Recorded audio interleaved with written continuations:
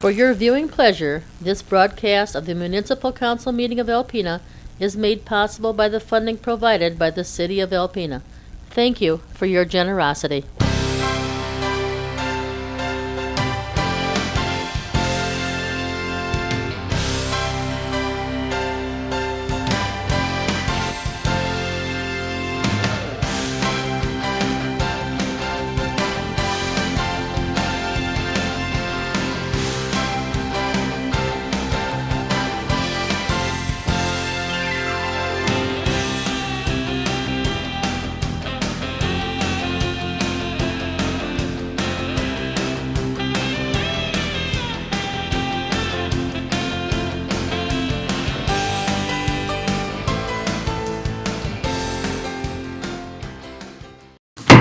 Good evening.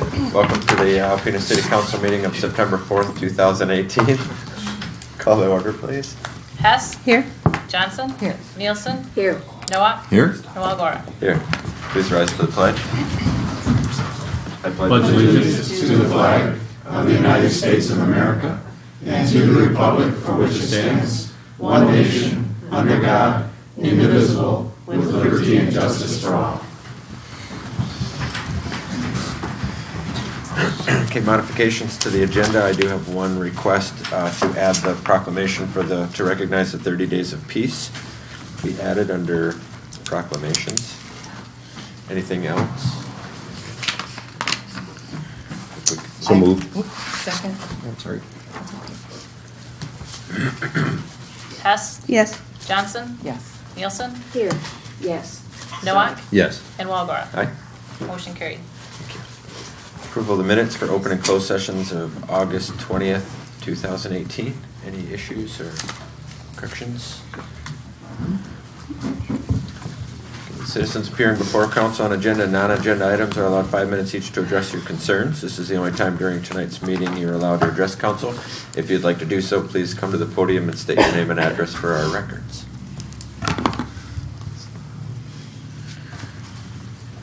On the consent agenda this evening, bills to be allowed in the amount of $164,213.94. I move we approve the consent agenda as presented. Second. Johnson? Yes. Nielsen? Yes. Nowak? Yes. Walagora? Aye. And Hess? Yes. Motion carried. Thank you. Okay, and next up is the proclamation I mentioned, 30 days of peace. Whereas the first annual 30 Days of Peace began on September 11, 2007, the 101st anniversary of Mahatma Gandhi's creation of the modern nonviolence movement, and concluded on October 10th, the birthday of the late international journalist and musician Daniel Pearl. And whereas the central focus of 30 Days is the International Day of Peace, or Peace Day, held annually on September 21st. And whereas we in Alpena are celebrating our 12th annual 30 Days of Peace presented by the Alpena Coalition for Peace and supported by LARCC, we have collaborated with our local community to lend our unique expression of this event. And whereas for us it means to increase awareness, educate, and inspire persons in our community to embrace peace as a choice, and we do this through providing dynamic speakers who challenge us to think beyond our own experience, films which educate and inform, open panel discussions which help us to see both sides of the issues, the arts and music whose universal language helps us to experience a spirit of unity, and religious experiences which open our souls to a deeper prayer and more peaceful way of living.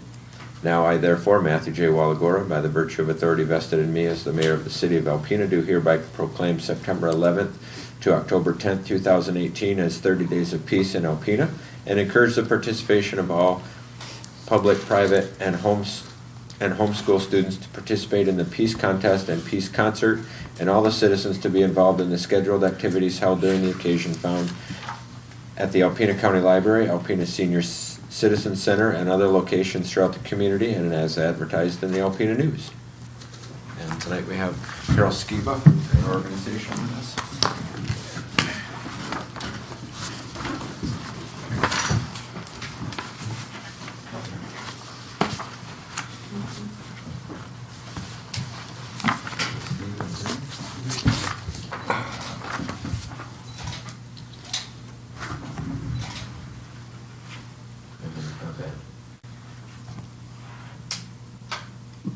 Okay.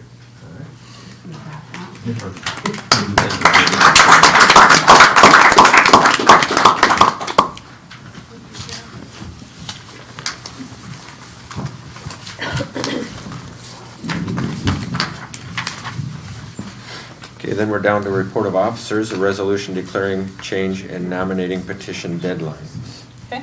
Anna?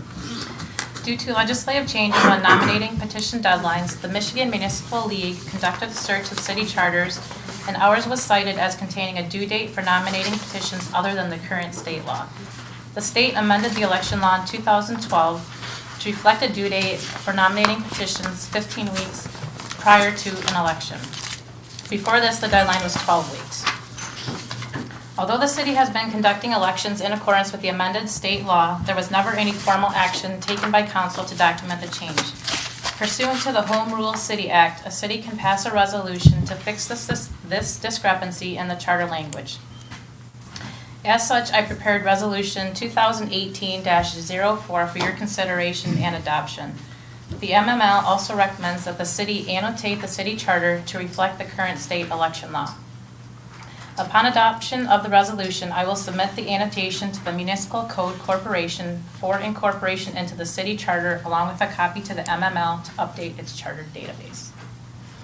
So basically, we've been doing it, but it's not officially in our charter. I don't really see the necessity in reading the resolution. It basically says what your memo said, so.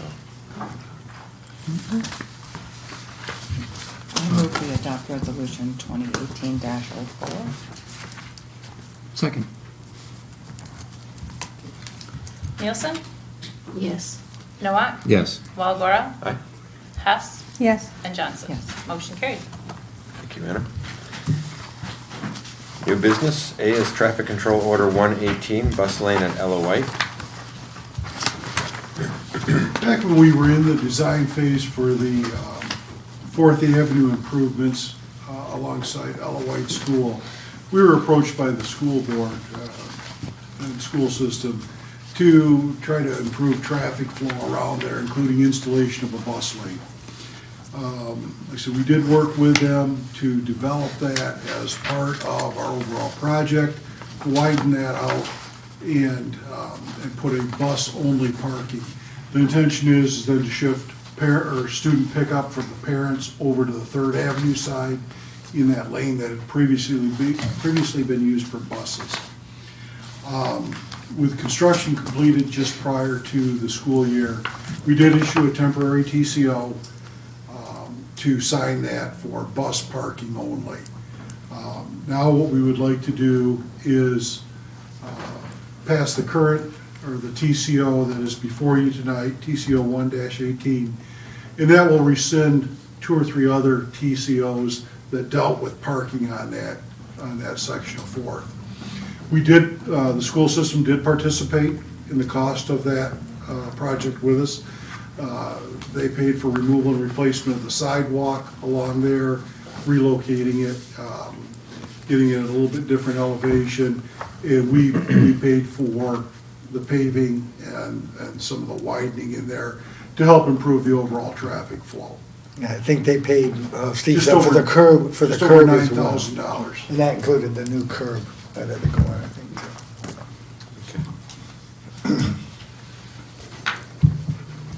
too. Any questions or issues? No, fantastic idea. So, I move we approve traffic control order 1-18. Second. Nowak? Yes. Walagora? Aye. Hess? Yes. Johnson? Yes. And Nielsen? Yes. Motion carried. Thank you. Next up is a request to rezone half of the lot located at 316 Cavanaugh Street from R2, 1 family residential, to P1 vehicular parking. Good evening. All right. WG Benji has requested to rezone the southeast half of the property at 316 Cavanaugh from R2 to P1 vehicular parking for the purpose of utilizing the half of the property for vehicular parking. WG Benji formerly had a building at 318 Cavanaugh that was demolished in 2007 after being damaged by fire.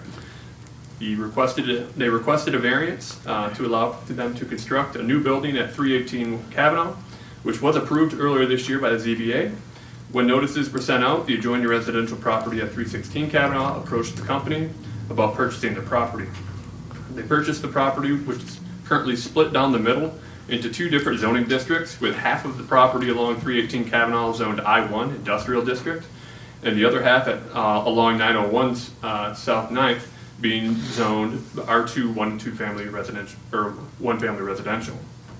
The applicant would like to purchase the lot, and they would like to construct a 100 by 135 foot building.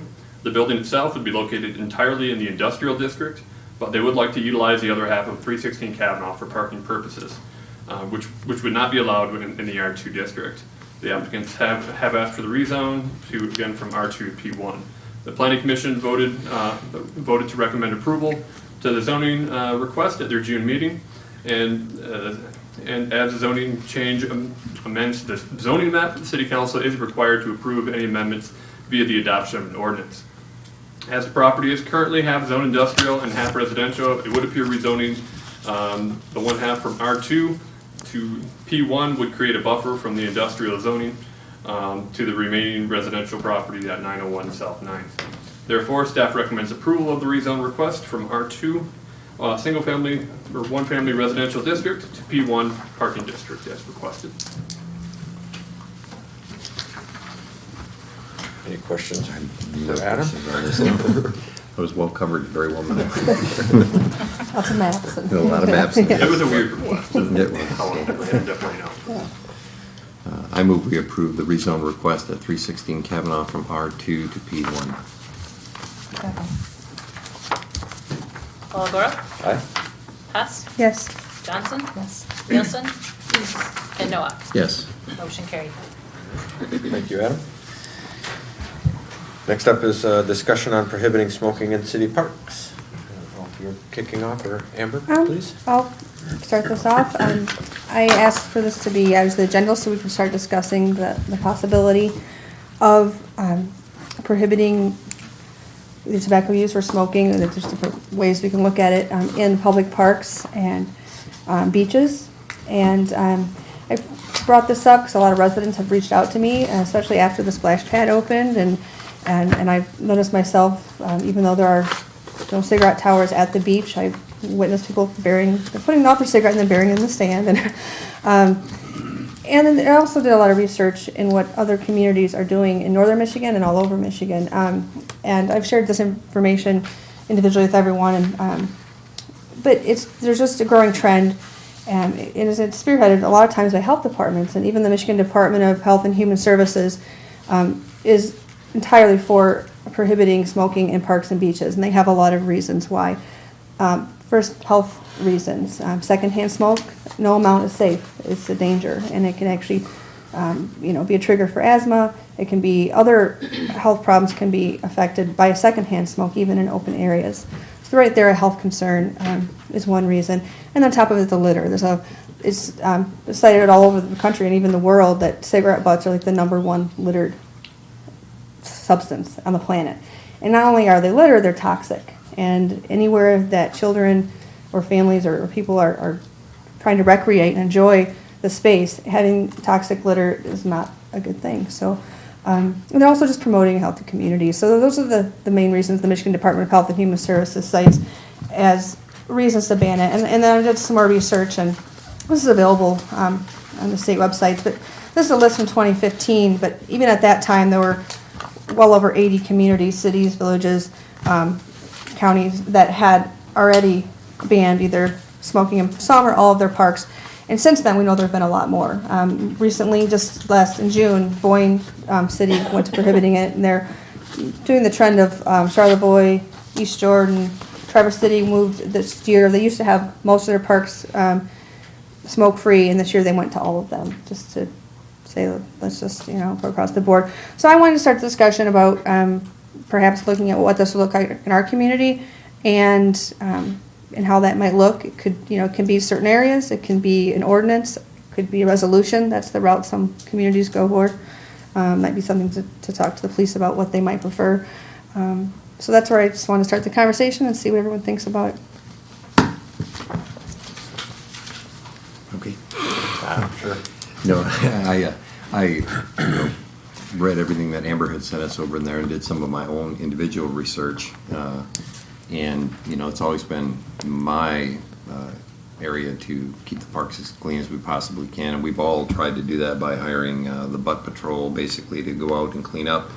And just recently, as yesterday, I was just mentioning to Councilwoman Hess that yesterday when I was done kayaking, my wife and I spent some time at the beach and we said, okay, let's take an area like this big and clean up.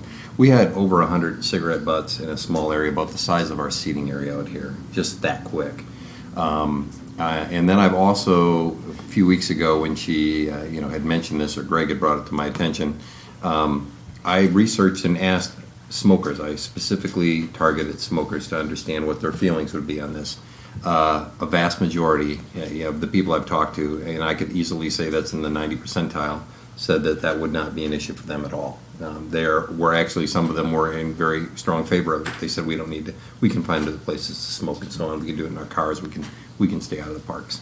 So that's the research that I'm finding. So I don't see this as being an issue. Communities are doing this, and I think it's a right direction. Now, if we can just get somebody to quit tossing them out their windows and ending in our gutters and going down, you know, into our water supply, I would really appreciate that too. Mm-hmm. But that's where I'm at. So. I would agree with both Amber and Mike. I don't know, especially for children, I don't know anybody who intentionally would contaminate the environment at our beaches and where children recreate and gather. I just can't imagine anybody who is a smoker or not a smoker to want to contaminate those areas intentionally when there are many other options. Many other options, and many other places to be where you can smoke without there being as many repercussions as there would be for youth, for other people, non-smokers, for that matter. As a non-smoker, I find it offensive. I can't imagine why we would not include all the beaches and all of the waterfront. As Mike said, it contaminates everything, not just the few feet that you're in smoking. It contaminates everything. And I hope we will take this seriously enough to think of the future and the health of children and many adults in the near future if they have to wade through a cloud of smoke to go outside and take a walk. It's very important and it's very serious. So I do agree. Something should be done. I agree this is a topic worth pursuing for all of those reasons, so I'm on board.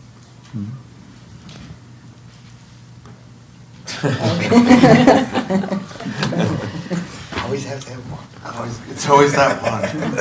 It's me. Makes us No, great. quite honestly, no, I after the splash park opened, I got a lot of feedback, and the first thing I thought was that there's a few groups of students out there that are probably young teens or old teens and young adults now that are telling us that they've been trying to tell us this for years. They used to come in once a year and give us an update on all the bags of trash that they found and how many butts they found during the beach cleanup. We know that there aren't enough people at the beach to smoke all the cigarettes that are on the beachfront, which somebody alluded to a minute ago, as far as Michael did, as far as out the window, pitching them out the window. So I really don't have an issue with pursuing the public parks first, and then pursuing the fact that when you pitch a cigarette out your window, you are littering, and moving in that direction as well. I've talked to law enforcement about how that's supposed to work. But this is a good start. What I do want to know, because what we're looking for tonight is basically a consensus before we move staff to spend their valuable time on this. What I would like to know, just from Amber's research, thank you, because I didn't do a whole lot on my own, is do we want to pass a resolution or do we want to pass an enforceable ordinance? And if we do, some are civil infractions. I would imagine that that's probably the highest you could go on something like that if someone is smoking in an area that's non-smoking public property. So I would like to know, I guess, and not right now, I guess, because this will probably be a formal presentation of some kind, but unless you're prepared to say now, but because that way we know what choice we want to make. Do we want to pass a resolution, which, in my opinion, doesn't seem to really have a whole lot other than we said so kind of thing, which maybe is good enough, I don't know. Kind of like no diving on the riverfront, because Greg said so. This is right. Order of the city. I shake my finger at them. So that would be the kind of information that I would like to see before Well- we make a final decision on What I can do is certainly would talk to Bill, I talk to Joel, talk to some of the other communities. They do them both ways. A lot of it is really gonna be just peer pressure and things of that sort, because we're obviously not gonna have police down in every park or at the beach all the time watching, and when they see somebody flick it down or smoke, that they're gonna go over and write them a civil infraction, or Don or Mike, because they can write the same things. And I don't think they wanna spend their time doing that, they got enough others, so we know that's not gonna happen. So a lot of it is, and I think all communities look at it that it's there, and hopefully people who are down there will say, do you realize there is no smoking here, so would you please put it out, discard it properly? And that over time, that will have an impact. But one thing in the research I did when I asked other communities, and it was all over the board, as you saw in what I sent to you, the one thing I didn't get responses back, which I'm more than willing to make contact, there's some of the communities closer to us. Because like when Amber said Boynton City acted, they did it a lot because other communities in their area had already acted. And it was kind of movement and just being consistent. I don't know what Rogers City does. I did find out when I was at their park Sunday that they do not allow dogs in their park. At least the one down where the marina is and where they have their concession stand and that. I didn't know that. So I don't know what they do. Or Sheboygan or Hillman. And some of those, so those would be ones that I could make contact with. Towers, yeah, different ones, and see what they, do, what they do, if anything. One thing I'd like to say, though, I think we're the largest city in Northeast Michigan, Yeah. and I would be comfortable taking a lead on setting a precedent over Right. here if they haven't already, because Right. it's But if around they the do, state and around what the they country, do. it's Yeah. growing. I mean, it would be good to know, but maybe if we start, maybe they'll start. But part of it is to see how they handle it. Do they do Right, resolution? exactly, Do they yeah. do, ordinance and civil infractions? And if you start with one, as I think, maybe it was in Boynton City, their city manager said, we start with this, it doesn't mean that down the road we can always do it as an ordinance and change it to that, if that's what we, would want to do. In that. Some of them do it in certain parks. I mean, we can certainly look at that. Does it make sense everywhere? And I mean, off the top of my head, that would make sense, but there may be a reason not to in certain areas. A lot of them exclude marinas, and for some very good reasons. So we'd want to look at that.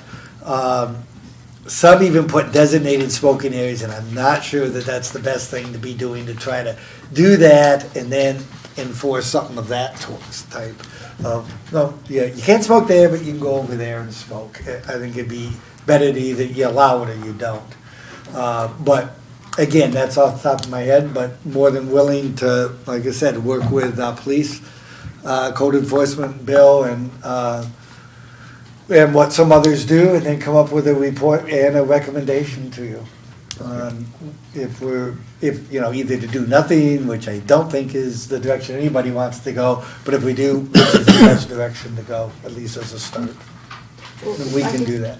I'm sorry. No.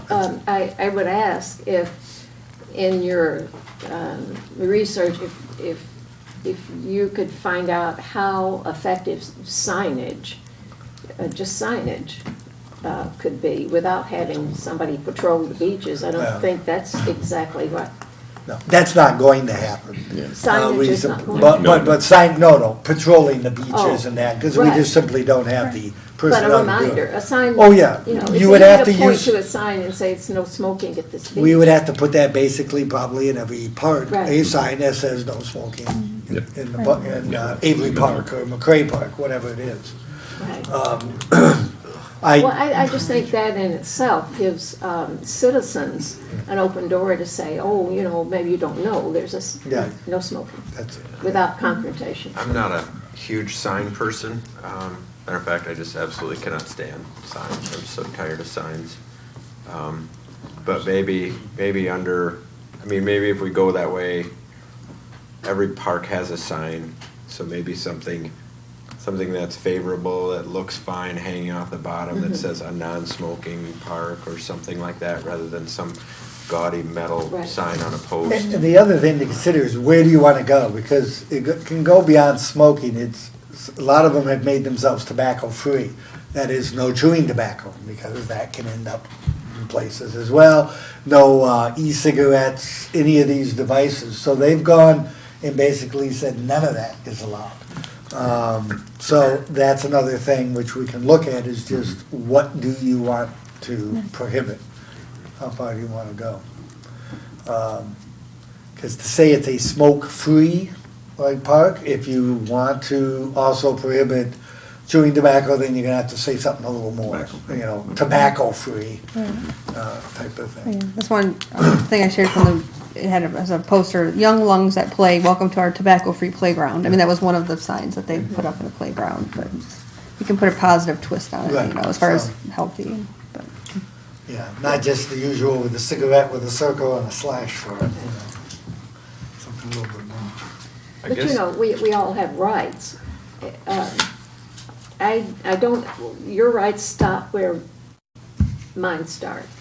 And I should have the right to go to the park and take my grandchildren, even my dog, to the park without being worried about all kinds, cigarettes, cigar, whatever kind of smoke gets blown in our face. So I agree that they have a right to smoke. That's a personal choice. But you don't have a right to take over the parks and smoke. That's where my rights start, in a public place. So I don't think it's unreasonable to say no smoking in the park. No, I don't think that there's a whole lot of argument about the smoking. Right. This is probably gonna take a couple of meetings, I would assume, because Greg is probably gonna come back with some information for us, and then we're gonna have to decide a few things. So maybe in the Sure. meantime, we do a lot of thinking about, do you want it to be all the parks, every park that we have? Do you want smoke-free or tobacco-free? There's a huge difference. I'm not here in this seat, in my opinion, to save you from yourself. So anything that I pass is mainly gonna be concerning the general public and Right. litter, the beaches. So, just so you kinda know where I'm at, I'm not really a tobacco-free person, because you could be dipping right next to me and I would probably have no idea.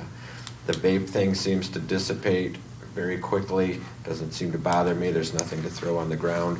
I could be wrong, but I don't think any of the kids ever came back and said there's big clumps of chewing tobacco all over the beaches. So I'm gonna probably be more apt to just go smoke-free, but there's a learning curve here. So those are things that you probably wanna think about when Greg comes back with his information, I suppose, as to how far do you wanna go, what kind of ordinance resolution, and would this entail all of the public parks or just a few?